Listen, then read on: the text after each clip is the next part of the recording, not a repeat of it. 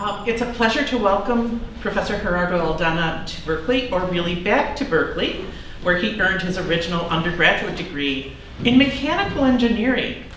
That may seem like an unexpected beginning to arrive at his present position as a scholar who is illuminating the history of indigenous science through path-breaking studies of Maya astronomy. But it's an indication of the scope of Professor Aldana's training, which has provided him with unique insight that has revitalized what was once one of the most settled parts of Mayan studies. After adding a master's to his original undergraduate degree and traversing a second UC campus in Irvine, Professor Aldana made his shift to the work that brings him here today. Earning his doctorate in history of science at Harvard University. There, he worked with a pioneering participant in the field of cross-cultural astronomy, ethno or archaeoastronomy.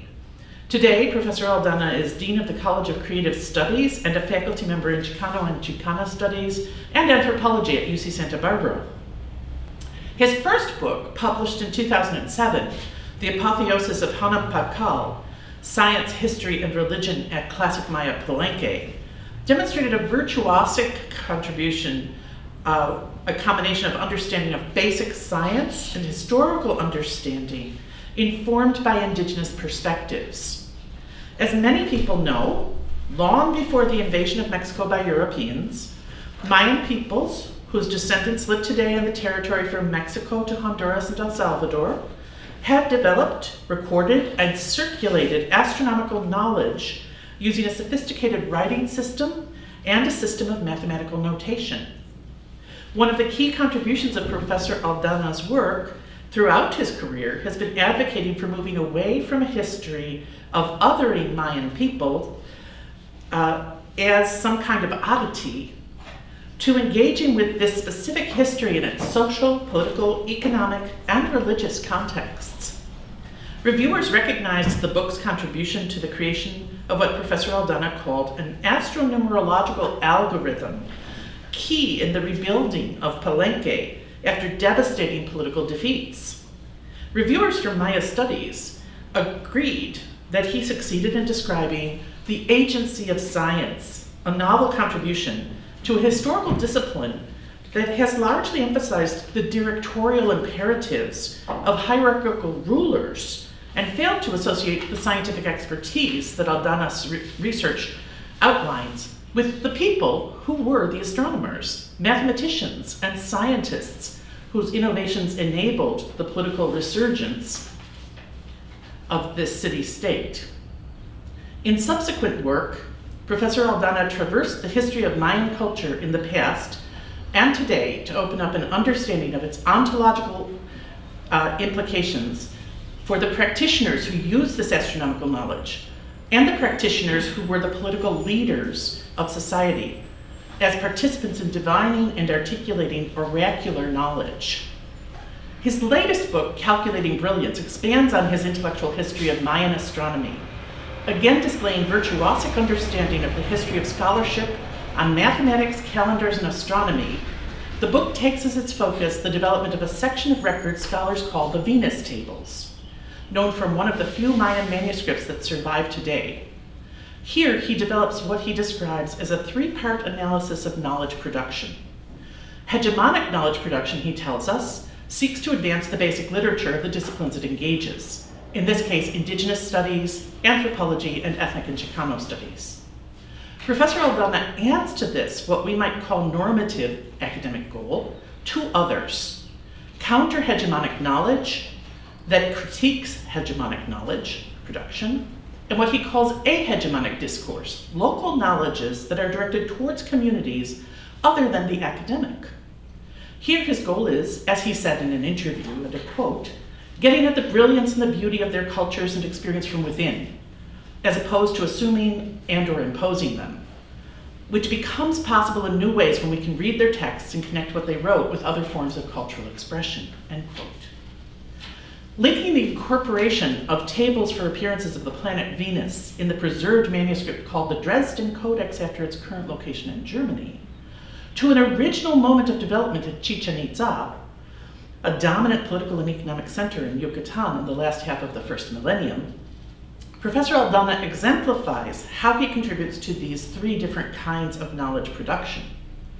Calculating Brilliance provides a new chapter in the history of a place anthropologists, archaeologists, and cultural historians have identified as an important indigenous city. But the book does much more. Notably, Professor Aldana has the courage to single out as the author of this work a woman. I can say that this truly does take courage, as it remains common today for scholars to reject the idea of women in Mayan society as literate, as algential in their own right. I began my own long career writing about the position of women in Maya history and the presence of sexualities that did not conform to European demands in the late 1980s. It was not unheard of for reviewers committed to hegemonic knowledge production to simply veto the publication of what I was writing then. Even as I managed to publish 3 books and countless articles about gender, women's history, and sexuality in Mexican and Central American indigenous societies, starting with Gender and Power in Pre-Hispanic Mesoamerican 2001, in 2003, The Embodied Lives, Figuring Ancient Maya, Egypt and the Classic Maya, and then in 2008, Ancient Bodies, Ancient Lives, it remained possible for participants in hegemonic scholarly production to simply ignore, not cite, and thus make this research effectively disappear. Only in 2018 did a major international conference, the 23rd European Maya Conference, take women as a focus, including inviting me to provide a keynote address. But at the same time, public lectures to groups including high school students, the interested general public, and all of the undergraduates that I've had the privilege of teaching at Berkeley showed that there was a vast interest in these kinds of questions. Sorry about that. So I say that it is brave and urgently necessary to have the kind of intervention Professor Aldana provides in this new book. He gives us a rigorously argued, poetically written introduction into a lively landscape populated with real people whose knowledge and skills gave them the chance to stand out in their own social worlds. Of course, I would be remiss, even as I turn over the podium to Professor Aldana for today's talk, if I did not mention one more way he has exemplified his dedication to moving beyond the academy. His work as a consultant, and even an on-screen role that he earned, in Wakanda Forever. We are all indebted to him for his willingness to work with writers to ensure that the way that indigenous cultures of Mexico and Central America were represented in this beloved film, a meeting for far more powerful and far-reaching than scholarly books and articles, came out. I thus look forward to seeing where Professor Aldana leads us in the next phase of his important research trajectory and to his research talk today. That was pretty much amazing. I feel like I don't need to go into my book at all because you just heard all the major points from it. That was a brilliant introduction, thank you. And to feel seen, right? That's really powerful. There's a whole lot going on in my head right now, so if this comes out all crazy, please forgive me. But I hope at some point, especially for those of you who are undergraduates, you get this opportunity to be able to come back to a place that was so formative in your life and then contribute to it in a very different way. So I cannot thank Dr. Laura Perez and Dr. Rosemary Joyce enough for this opportunity to address you all today. And thank you for coming. I do have some things to share with you. I hope it comes out okay. But it's not so much a book talk, and yet it very much is a book talk. And that's why you have 2 different titles here. Yeah, it's about calculating brilliance, but there's something in there, and I hope it comes out, that has to do with our contemporary state today in terms of our philosophical understanding of where we are and just our political, socioeconomic situation. So if you don't fall asleep by that point, I hope it comes out and makes a relevant point. I do need to thank, again, Dr. Laura Perez. She was the one who helped me make the connections with her publications between the work I had done in Mesoamerica and being a professor at Chich'en Itza, so your work has been so critical for my own transition. And Dr. Rosemary Joyce, back when I was a graduate student, trying to grapple with another way of looking at the materials that we were all looking at. The article that you wrote with Susan Gillespie on God L was foundational for how I've done so much work. So again, there's a lot going in my head right now, but I really appreciate your attendance and your attention. I want to start off with a pretty an interesting, maybe it's coincidence, maybe it's not, recognition of kind of the slides that you may have already seen because we kind of scrolled through it. But if you take this image that you have for the Latinx Research Center, it turns out to be really kind of core to the rest of the talk that you're going to hear today. That image turned on its side is what we find in hieroglyphic inscriptions. I hope you all can see that. Here's the glyph. It's often called the glyph for zero. It's overlapped by the Chich'en Itza representation of the days in a date. So this is a whole date. And here you have this zero figure. And it's where we're getting this image that then becomes part of your logo. In just a second, we'll see where it comes from. We're going to see that by going back to the Dresden Codex. So the Dresden Codex is this document, this manuscript that was written post-classic times, probably 13th, 14th centuries. There's a copy of a whole bunch of other manuscripts into its final form. We're looking today specifically at the Venus table, at the Venus pages, and this is one hunk of it.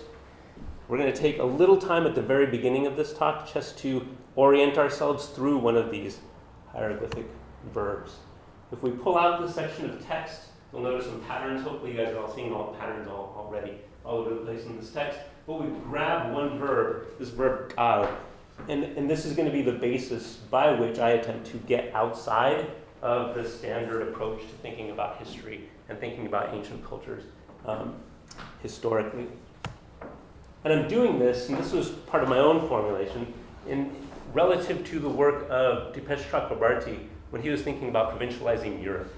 Right? The thing that was so key to me in his work here is that it's so hard for folks to be thinking about histories that are not European histories in ways other than European histories.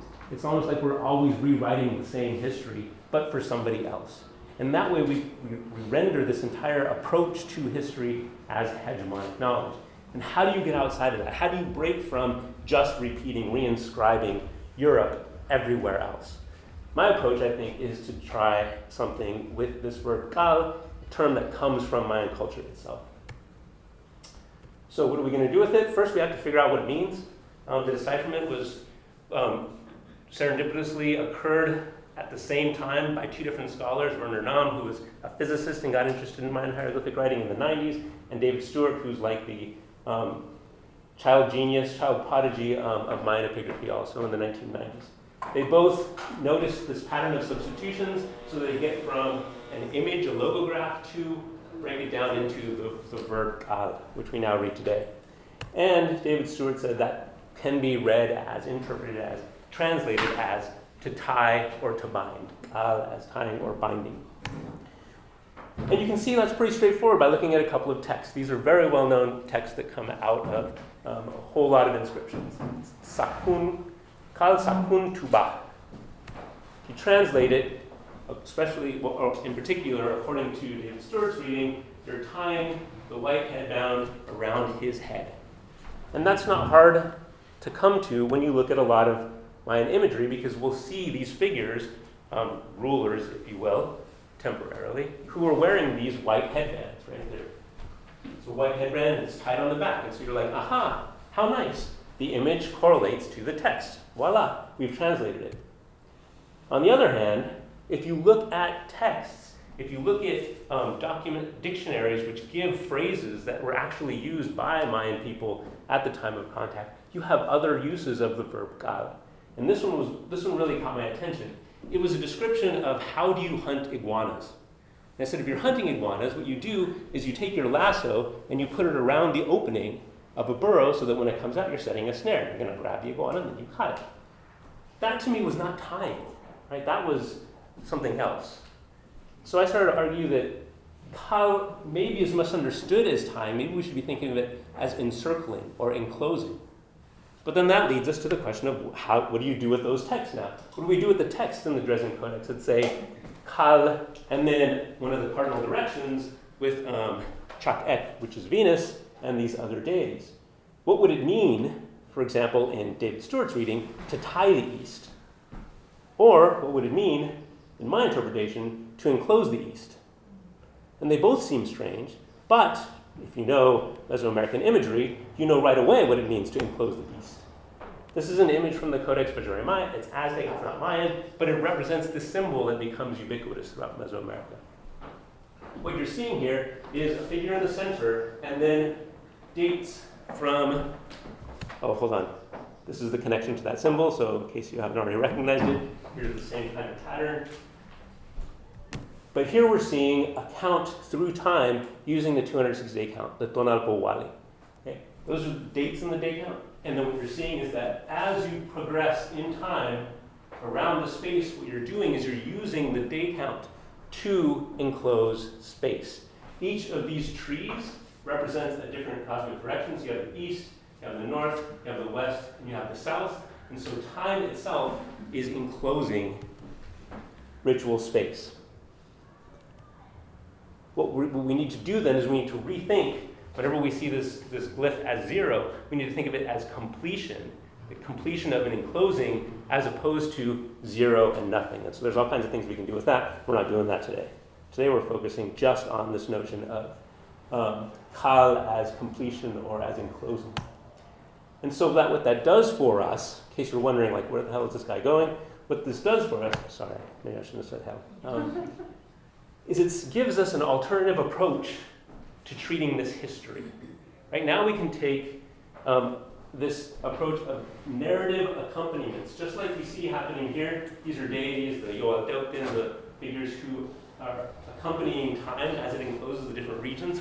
We're going to perform 5 narrative accompaniments, I hope you will join me on this, to go through this representation of history. We'll start with the Caracol disc, and that'll be what we also come back to at the end. And we'll go through a survey of some terminal classic politics, this notion of political organization in the Kuhula Haula and political sodalities. We'll take a brief look at the ball mural at Chichen Itza before we engage Venus astronomy, and that's going to be tough because it's a little bit technical and you guys will be tired and you'll be like, can I make it through the end? But then we'll come back to the Caracol disc and hopefully wrap it all up. So that's the goal for today. Yeah. Thanks. All right, let's try it.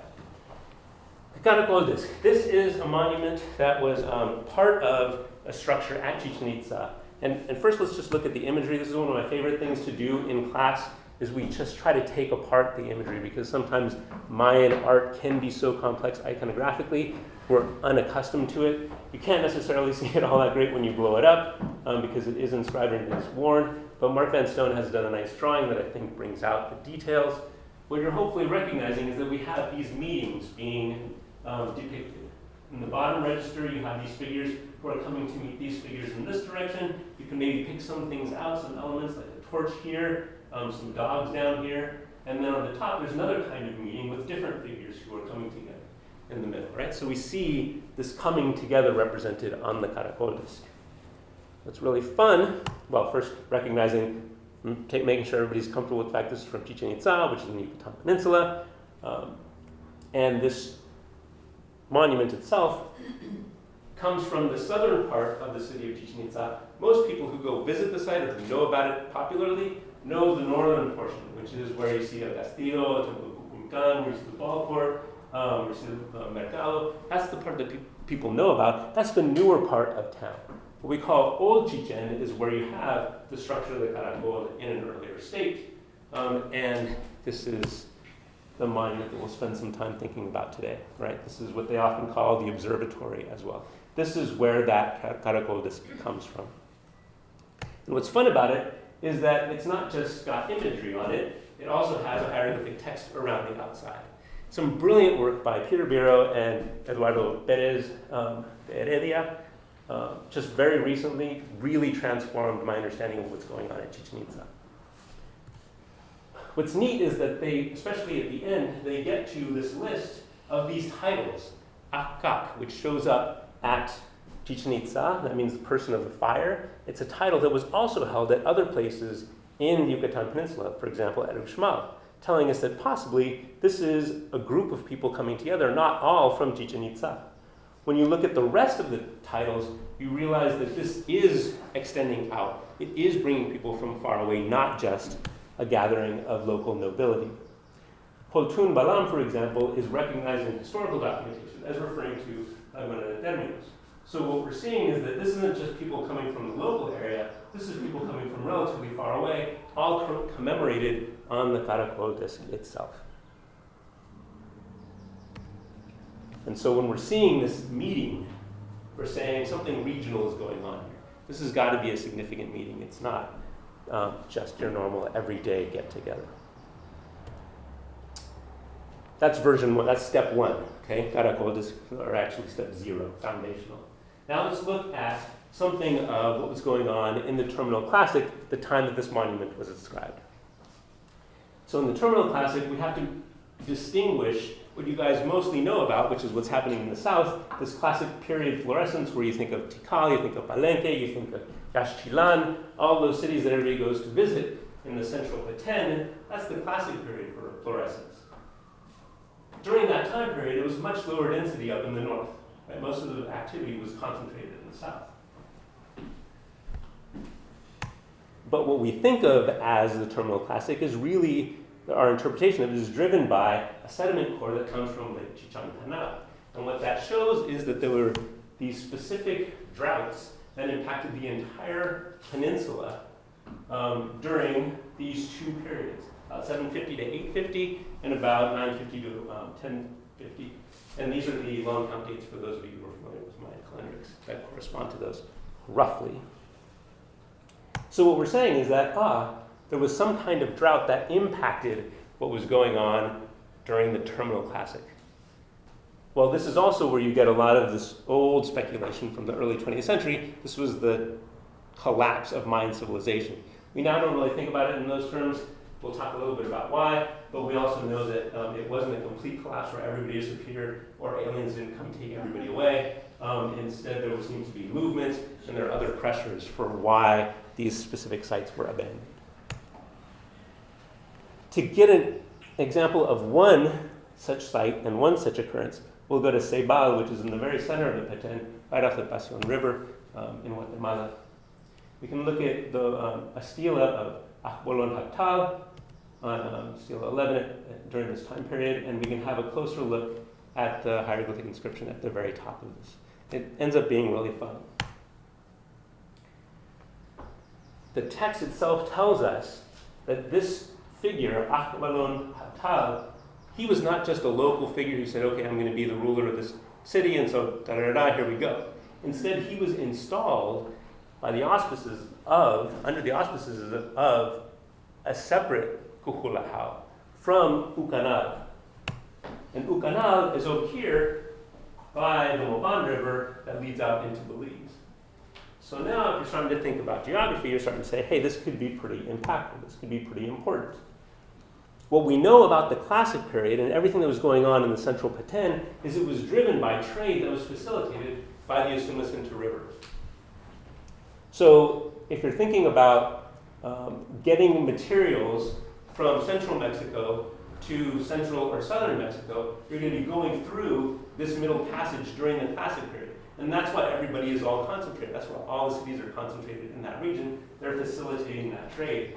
Now, during this Terminal Classic period, we have Ceibal and Ucanal in alliance. And what that does is it provides you with a throughfare along the Usumacinta and then out through Belize into the Caribbean. Now you're taking control of that primary trade route during the Terminal Classic. But you're doing that at a time when the whole entire region has been dealing with drought. So there's some real complications for folks trying to pull this off. What does it mean to have drought in the Mayan region? It's not like drought in California, right? In California, drought means no rain. In the tropical areas, it means that there's going to be less rain.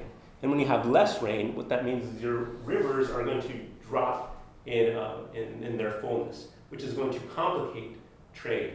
Not too long ago, I was in Belize talking to my cab driver, and he was talking about not even very long ago, they had a drought in Belize in which they couldn't even get logs down out the Mopan River just because the river levels had dropped significantly.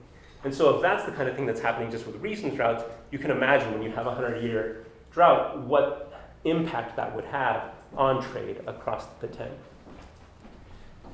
Now, what we know is that later in the post-classic, there's a new trade route that develops. And instead of going across, it goes around the entire peninsula by seafaring canoe. So we have, during the Classic period, thoroughfare in the middle, we have this tension at the very end of the Terminal Classic, trying to say, can we reestablish this trade route? And then we know later we have passage around the outside. What that suggests is the time period that we're looking at Chichen Itza, the leaders were confronted with an economic choice. Who were they going to ally with? Were they going to ally with the folks in the south and hope that this trade route reemerges as being the important region for the future, or were they going to join forces with those who were going to go around the outside? And hopefully you recognize that around the outside, the people who are making the decisions are the folks right there at the base of the Gulf of Mexico, which is where that one figure was from on the Caracol disc.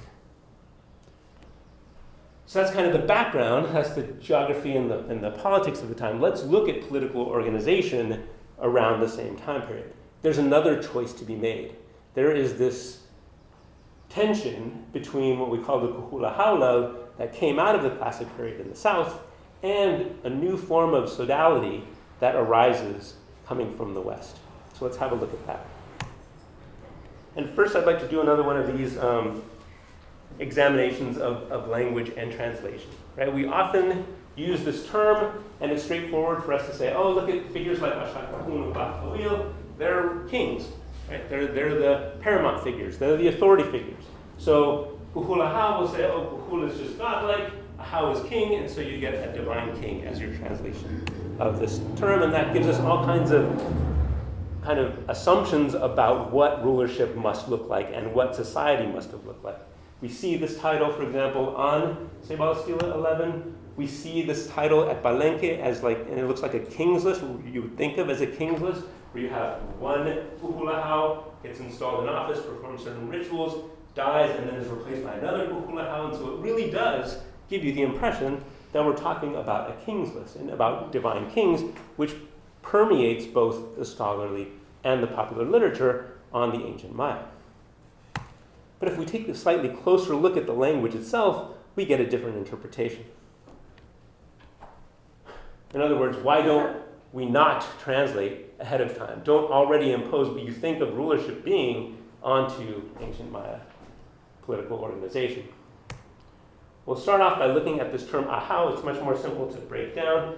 Terence Kaufman and John Justison looked at this very early on and said ahau is just it's personifying the verb au, which is to shout or to speak forcefully.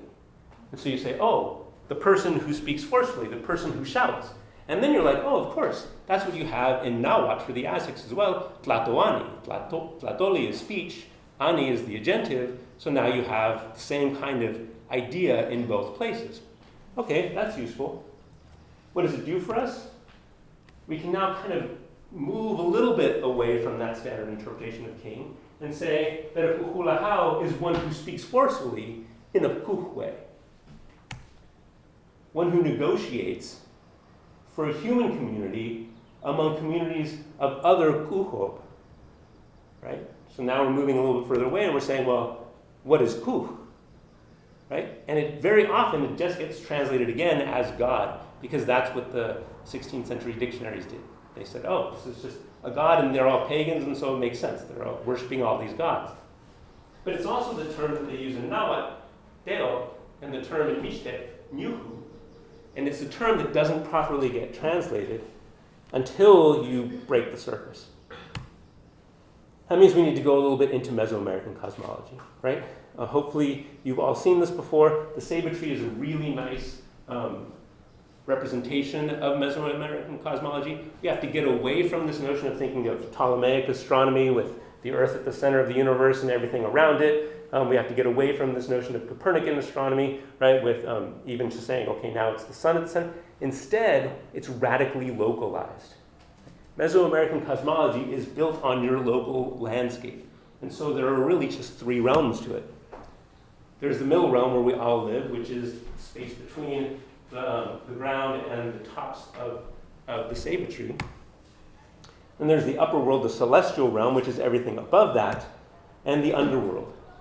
I want to always qualify this by saying we think of the underworld as Xibalba because of the Popol Vuh, and the Popol Vuh says, oh, Xibalba is the place of fright. It's where scary things and dangerous things happen. And that's accurate for one part of the underworld, but it's not the entire underworld. We know, especially from Nahuatl sources, that there were brilliant places to hang out in the underworld. There were wonderful, glorious places. It wasn't all just this place of fright. And those of you who know, like, the Spanish tradition or the Latino tradition of susto, right? That idea of susto is in many ways thought of as your soul ending up in the underworld and having such a good time, it doesn't want to come back to you. And so to repair susto, you have to have somebody intervene on your behalf to go find your soul and say, hey, you really should come back to your body. And then you are restored, you are healed from susto by this cosmological interaction. So it's not all scary. What's important, though, in thinking about Mesoamerican cosmology is that it's not just space. Right? We like to think of Euclidean space and like empty space that gets filled with stuff. And in Mesoamerica, the cosmology is made up of the entities in it. It's communities, right? So we are in a community of entities who live in this realm between the ground and the highest trees. Then there are communities that live in the underworld. They can be things like worms and snakes and bats and caves, but it's also ancestors, because when you die, we bury you in the underworld. So some part of your soul lives on in the underworld with that community. That's a community of kuho. There's also kuho in the celestial realm, like the sun and the moon, but also clouds and birds who can go up there. And so we're really talking about centering Mesoamerican cosmology around place and around communities. And that's what we're seeing now when we look at these texts. We're not looking at something very strange. We're saying, hey, this is a woman communicating with a kuh from another cosmological realm, an ancestor. Okay? We see these kuhulahau's, and they're carrying these technologies for communicating across cosmological realms. Right? We're shifting this notion of what it means to be conjuring, or what it means to be communicating with ancestors, and placing it within a Mesoamerican cosmological scheme. It goes further, because a lot of times what we like to do is we like to say, oh, let's represent the calendar. Oh, and it's very mechanical. It's like gears just turning. I would like to say, let's get away from that, right? Let's recognize that when Mayan scribes represent time, they're showing entities interacting, right? This is the number 10 interacting with a period of time. These are organic creatures hanging out or even being at odds with one another. It's not just a mechanical system that grinds on independent of all agency. So what I'd like to warn us is that our ability to translate can be deceptive, and that's not just around specific terms like divine kings. And that historical texts themselves are not enough to get us outside of this translation problem, even though they are hieroglyphic and other forms of representation. For me, a really key aspect and some insight into this that I'd love to have further thoughts on came from some work that I do in Yucatan with a community of Popola. And what we did was I started working with an elder who's really interested in Yucatec literacy. It's the same problem we have here, right? You go to school, you're speaking Spanish at home. What do they try to do? They beat Spanish out of you to replace it with English so that you can move your way through the educational system. Same thing in Yucatan. You learn Yucatec Mayan in the home, and then you get forced to learn Spanish as you go forward. Pedro Pablo Chukpech was like, no, we want to maintain Yucatec literacy. So let's produce ways for people to still engage their literature, their Yucatec language, even after they're adults. And then when we met, we started talking about, can we take it further and do hieroglyphic language workshops, so you're not just learning Yucatec, you're not just maintaining Yucatec literacy, you're also engaging hieroglyphic texts. So this is some work that we did there. Pedro Pablo's in the background. One of the things that he brought to me, though, one day really flipped a lot of what I thought I understood on its head. And he said, look, this is a really simple phrase. Incabae Pedro. Mi nombre es Pedro. But he says, it's always vexed me that there's no is in this statement. Like, where is the S? Incabae Pedro. And he said, I think I finally got it. I think it's the E at the end of Kaba. That's S. That's the to be verb. And so I was like, I don't know what this means. This was like I was first, second year graduate student, it sounds neat, let me write in my notes and then go figure it out later. It turns out that this is a feature of a lot of Mesoamerican languages, that there is no copulative verb to be in order to make meaning. Right? And what that means is that it can be very impactful if you take it to the philosophical level. What happens when you have no verb to be? You don't have to build your philosophy, your ontology on the categories of is and is not. You're no longer thinking about binary oppositions for your fundamental definitions of what our existence is.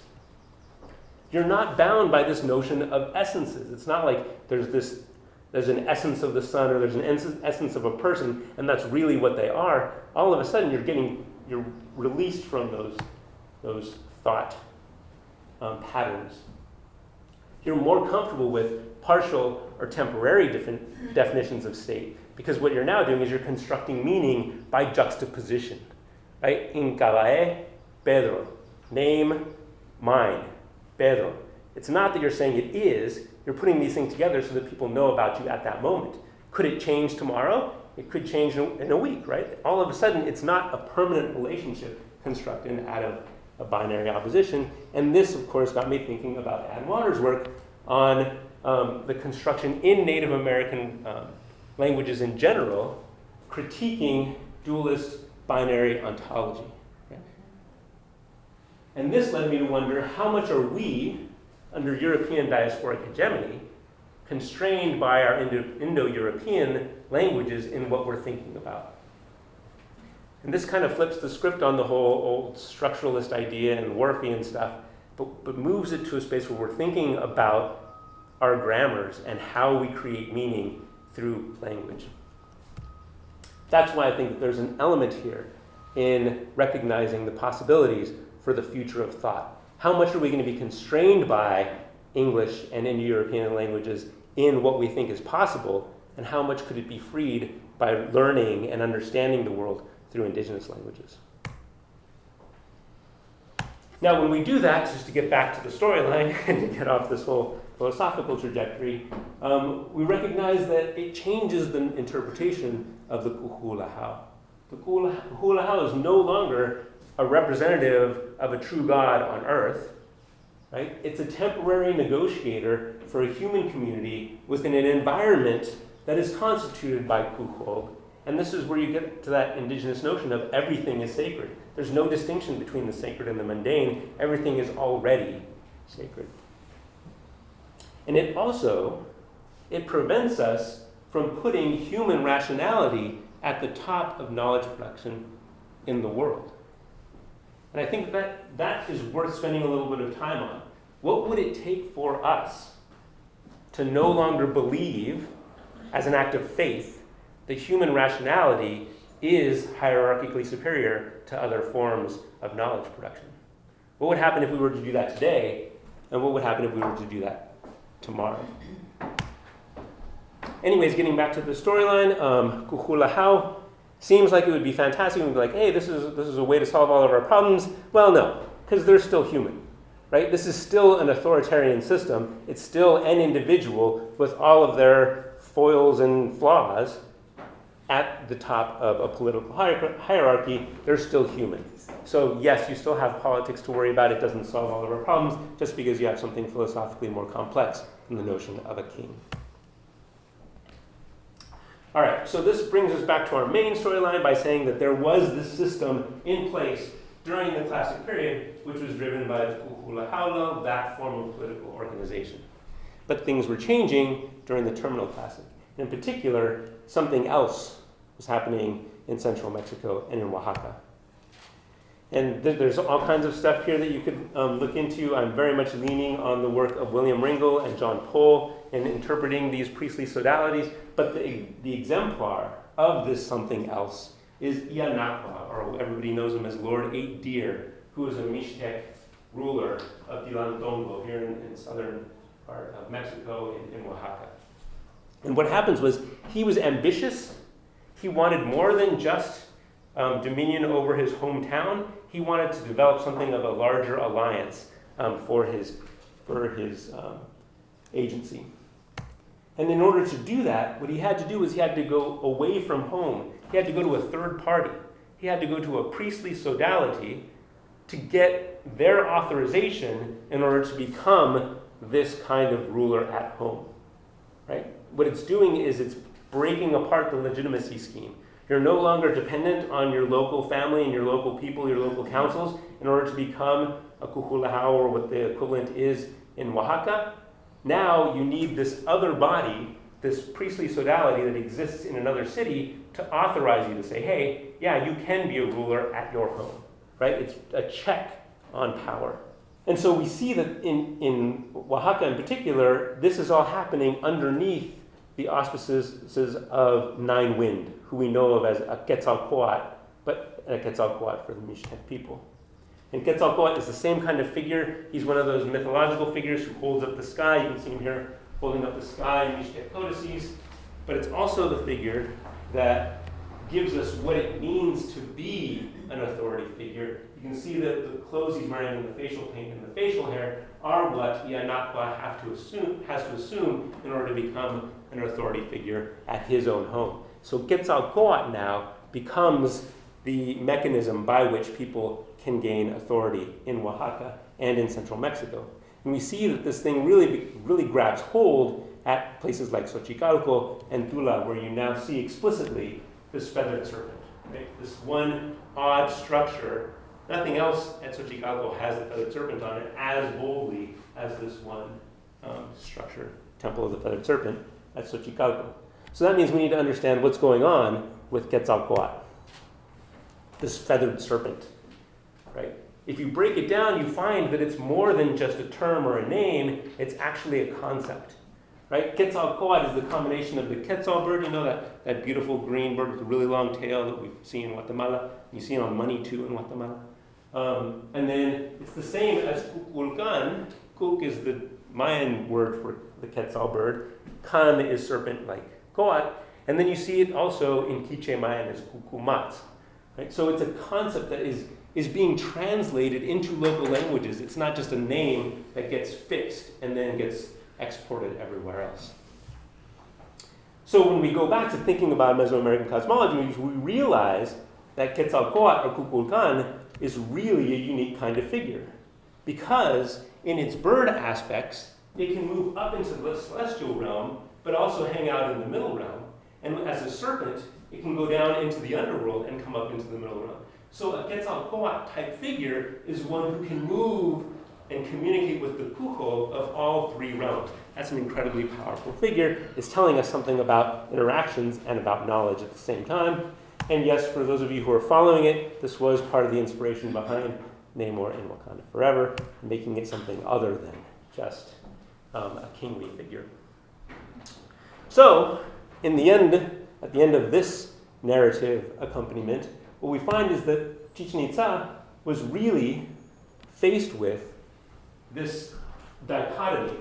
The old classic politics of the Kuhulahaula in the south, and something new, this post-classic politics coming from Tula, Xochicalco, and that may have been influenced up into the north. And so those leaders at Chichen Itza had to make some kind of decision, wondering how is it that they would choose which way to go, who gets to make that decision, and what data do you actually draw from in order to make that decision. And now I want to give a couple of examples of what I think may have informed this decision. So let's go to the ball court at Chichen Itza. And this is a mural that I think a lot of people are familiar with. Okay, if you look closely at it, you see there's this figure over here. There's a huge ball in the middle. It's got a skull inscribed into the ball itself. And then there's a figure over here who's kneeling but has no head. Instead, serpents in the form of blood are spurting from the neck. And then you look a little more closely and you say, oh, that's because this guy is actually holding his head. And this, along with a couple of other images and some description in the Popol Vuh, becomes the basis of a lot of interpretations that when you played the ball game, somebody died and got their head chopped off, the winner or the loser, right? This is a very anthropological approach to understanding this image because it brings together myth, imagery, and conceptualizations of power. But what happens if we look at other sources of data for interpreting this one representation? Is it something structural, something about how society is put together, or are there other options? And so here, we fortunately have available a number of descriptions of what may be related. In the book of Chilambalam of Chumayel, you have one section called A Song of the Itza. It says, 13 orders of cartoons lay prostrate in the stone. Then the ruler, Hunatkel, stirred into motion. This is what I want you to remember. There's this guy, Hunatkel. Then do you mourn for anyone? No one. A tender boy was I at Chich'en when the evil man, the master of the army, came to seize the land. So now we're saying, oh, Hunatkel may not have been the nicest of figures. Edahau was when, this is also from the book of Chilambalam of Chumayel. Edahau was when the Itza men again abandoned their homes because of the treachery of Hunatkel, because of the banquet with the people of Isamar. We're getting a little more information. It's not just the evilness of this man. There was some treachery that this man was engaged in. This is really fun because it's oral history from Bartolomé de Fuenzalida, who was traveling from Merida into Guatemala, and he encountered these folks who maintained this oral tradition of what happened at Chichen Itza. They said in a certain Katun Ahau, one of their rulers at Chichen Itza stole the bride of another, more powerful chieftain during the wedding festivities. So now it seems like we're getting even more detail, right? What kind of treachery was it? It was a stealing of a bride. Fearing the consequences of the act, the offender and his subjects abandoned the city and retired to Lake Petén. And then in another book of Chilambalam, not the same one that we saw before, we have a description that he sinned against Akulil, the ruler of Isamar, against the wife of his fellow ruler. And so, if we're to take a completely different approach to this imagery, what if in this mural we're seeing Hunatkel and his treachery against the ruler of Isamar? What if, as a part of the wedding festivities, they were playing the ball game, and this is how Hunatkel decided he would find the means of stealing the bride of his guest? Right? Then what we're seeing is a message. This is a moral tale that you witness when you go to the ball court. It's talking about, well, this guy was pretty bad, and we want to remember that, and there are consequences to that. So was that part of the decision that was made and recorded in the Caracol? In the Caracol disc, right? I think potentially, because we're also talking about the complexities of a system that is based on the Kuhula Haula. If you have a single authoritarian ruler, they can do these kinds of crazy things, right? They can just take out another paramount, and they're the ruler, so you can't question them. But if you have some check on power, then maybe that will prevent the kind of chaos that results from people abusing their authoritarian power. So maybe there's more to the morality of this representation than just canonizing this one experience. And that now finally brings us to the astronomy of the Venus table in the Dresden Codex and how I argue it's related to the story that we've been developing so far. Right, so now's the time to take a deep breath, drink of water, something we're diving into some astronomical concepts. All right, so the 5 pages on your right are what we call the Venus table proper. Okay, there are pages 46 through 50. Page 24 is the preface, and we'll get to that in a minute. They're separate because when they first put it back together, they didn't know how to put it together, so they put it together in the wrong order, but that's how we understand it. Pages 46 through 50 are the meat of the table. What's going on with Venus astronomy? Let's kind of go back and think through. Are there any astronomers here who I'm going to offend by going through this process? Astrologers? Not astrologers. Sure. Well, remember that I'll remind you then that we're talking about Venus as an interior planet, which distinguishes it from most of the other planets we think of, Mars, Jupiter, and Saturn, which are exterior to Earth's orbit. And that means it's going to have a different kind of visibility for us here on Earth. It means that the glare of the sun is important when we're observing this planet. Because now Venus is going to be in this orbit around here, but if you're anywhere near in your orbit, the glare of the sun, you won't be able to see it. So what we get are about 263 days of Venus in its morning star phase on this side of its orbit relative to us, and about 263 days of evening star when it's in this part of its orbit relative to us. And then you have 2 periods where you can't see it at all because it's lost in the glare of the sun, 50 days when it's on the other side, and 8 days on the near side. What does this look like for those of you who don't go out and think about Venus on a daily basis? Well, this is what it looked like on the morning of April 21st last year. Okay? It was really kind of nice. That's why I keep using this one, because it has a bunch of planets in line. But really, we're just interested in what's happening with Venus. Right? Venus relative to sunrise.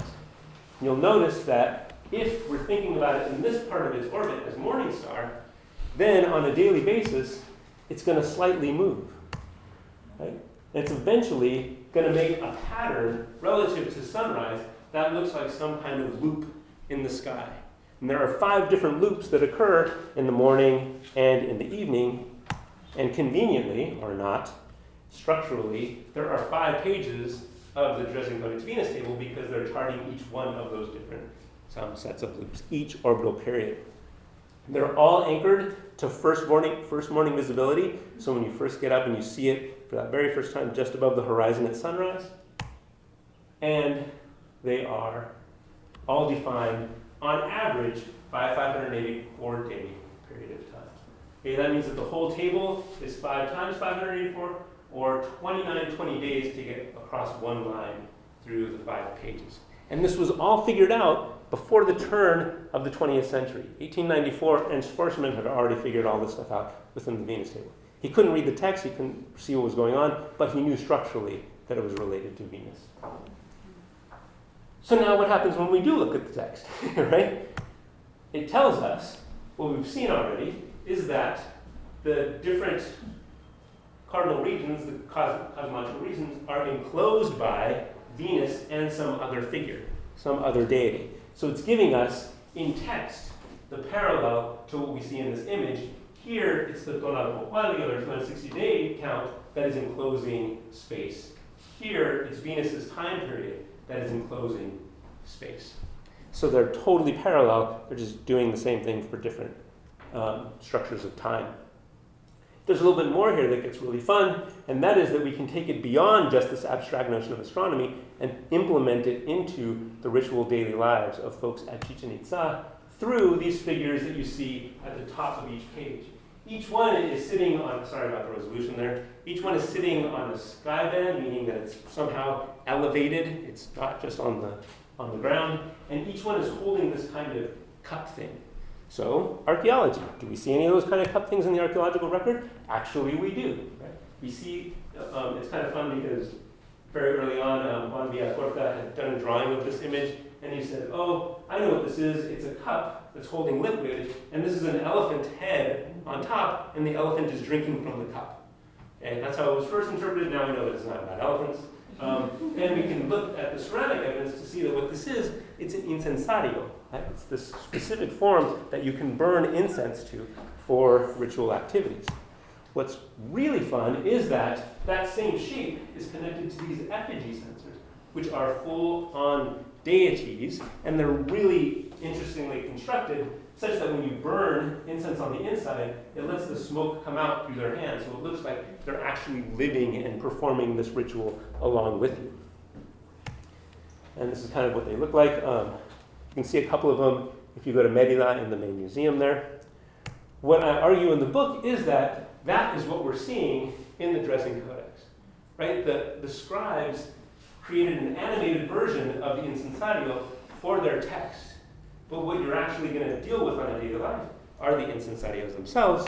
And where would they be placed? Well, there's actually a really compelling location for them, the Venus structure that we all have already seen, the Caracol, right? Very early on, Oliver Ricketson in the 1930s said, hey, there's something going on with this structure. It seems to have astronomical alignments to it. Later in the 70s, Aveni and Horst Harstang and others said, hey, there's really clear Venus associations with this structure. So let's take a look at the very top, where you have just these round surfaces and windows pointed in the cardinal directions. And what you basically have is the template for ritual activity. You would place, if you follow what's written in the Dresden Codex, you would place an incensario in the window opening to the south to accompany Venus, visibility, for those 250 days. Then, after that's over, you go to the east and you install your incensario then. What you're doing now is you're able to read this text and see how it was part of the daily lives of citizens of Chichen Itza during this time period. And it also brings us back to that image that, again, is connected to your logo. And that's what we're seeing then, I argue, in these 5 pages. We're seeing the method for implementing this practice written in hieroglyphic text.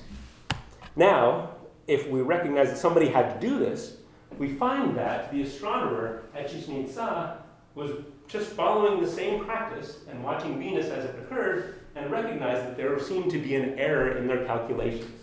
There was a first morning visibility of Venus that was occurring too early, and it was occurring on a very important date, 1 Ahau. And that, I argue, is the basis of the recognition that there was a distinction between the 584 days that they were using as the canonical period and the 583.92 average synodic period, which you get from observations. This is the discovery that I argue comes out of this practice at Chichen Itza. It's a method for correcting visibility over long times, and it's the correction factor that you need in order to do that.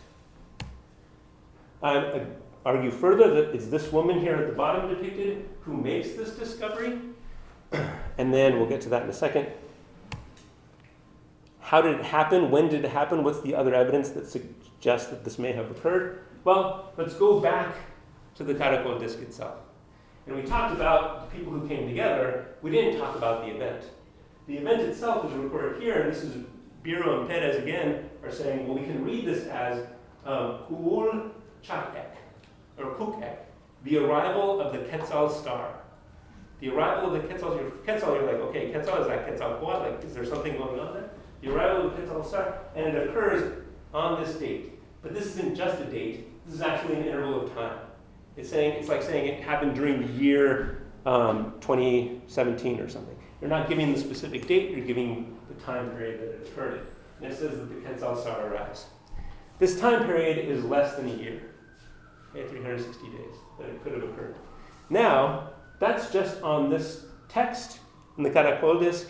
Independently of that, if we go back to what I argue is the method for implementing what's in the Dresden Codex completely independent of the caracol disc, then we find that the anomaly that our astronomer observes occurred on 10/4/6/13/0, 1 Ahau. If you add the correction factors, the interval of time, it's that date on which she confirms her discovery. If you're not into long counts, don't worry, the pattern should be still viable.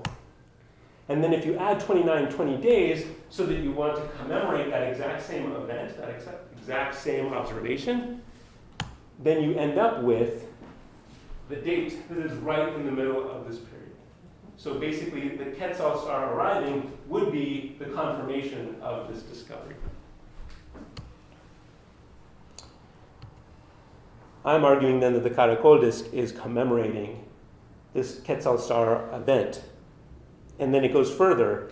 If you follow what Peter Biro and Gerardo Aldana argue, they basically say that there's more to this image than just the figures on it. They argue that, there's something going on in terms of the temporality of the event. On the bottom, you have these figures down here, and the lead figure is carrying a torch, so this may very well be happening at night or in the early morning. This, on the other hand, is an event occurring during the day, so it looks like there are two different events on the same day, but dark and but in the night and in the morning. Now, if you think about the first morning visibility of Venus, that's going to happen right in that transition between the night and the morning. So it could be that according to their argument, there's even more evidence that this is commemorating that first visibility of Venus at Chichen Itza. What gets really fun is that after this has been published and everything else, just recently, archaeologists from INAH at Uxmal excavated this stela 18, and they argue that this is, on the one side, a woman who's carrying a Quetzal in her hand, right? Symbolic of her is the Quetzal. If you look at what's on this stela on both sides and compare it to these two figures, it seems, and I'm not arguing anything definitive, but it seems like there's a suggestion we may be seeing the same two figures at Uxmal as we're seeing on the Caracol disc, and it's happening if we don't know exactly when this thing was commemorated, but it may very well have been under the reign of Kakulak Chanchak, which would have been the same time period as the commemoration of the Caracol disc. So there may be even more evidence bringing this together to recognize individual historical figures, not just these abstract patterns in texts. Now, what does this all mean? Trust me, I'm almost finished. It means that, in my argument, the arrival of the Quetzal star is what triggered the development of New Chichen. Right? That stuff that everybody goes to visit, that part of the Great Plaza, is all resulting from the new political order that comes from associating with the Quetzal star and with Quetzalcoatl, who becomes Kukulkan, which transforms Chichen Itza from this rural population, not a very big city, to now this really massive, important center in Yucatan. And that's where we see the feathered serpent all over the place. That's where we see that small meeting now glorified as this massive event. That's where things transition. And it gets built into the monumentality of this new area. We all know, I hope, that at Chichen Itza we have the Temple of Kukulkan. On the equinoxes, you get the shadow effect to see basically the triangle on the balustrades. So it looks like there is a Quetzal serpent along the side of the structure. People say it's descending the structure. Now, what's cool is that there's some numerology in there as well. Each side of that structure has 91 steps on it. So 91 times 4 plus the step on top, 365, that's the solar year. So it's not just glorifying or illustrating Quetzalcoatl, it's also bringing in the solar year. It happens on the equinoxes, so that's also triggered by a solar event. And not just any solar event, it's right when day and night are the same. And then Kukulkan is illuminated, so it's almost like a balance between the sun and Venus. It's recognizing that there's a shared now political organization between the old and the new, bringing in the priestly sodality of Quetzalcoatl. And the representation itself isn't just a descent of the feathered serpent, it's actually a representation of Kukulkan connecting all three realms, right? Because the tail is up in the top of the structure, which is higher than the floral canopy, so it is in the celestial realm. The body is in the middle world, and then it points directly to the great cenote, which is an entry into the underworld. So this representation isn't just about this building, it's about connecting all three realms in a Mesoamerican cosmological sense. So at the end, what I'd like us all to think about is metaphorically captured, I think, in this image. You guys all, maybe it's too old for you to have seen this before, but hopefully you can recognize that this is one of those like psychological experiment trap things where there's two things going on at the same time. You can either see an old woman in profile, or you can see a young woman turned away from us, right? So what image is it? Is it really the old woman or the young woman? And what if it's both? And if it's already both, then isn't that kind of like the archaeological record? Right? The archaeological record is already multiple in what it represents. You can never identify it as a single thing, as a single event, as a single entity. But the archaeological record is always partial. So what does it take to reveal one or the other or both? And I'd like to argue that what we need is to bring different forms of representation to get at the multiplicity of what the archaeological represents for the people who live today and those who live in the future. And with that, I thank you for your attention. I want to thank again Professor Dr. Rosemary Joyce in our Department of Anthropology and Archaeology here at UC Berkeley. Thank you all for joining us.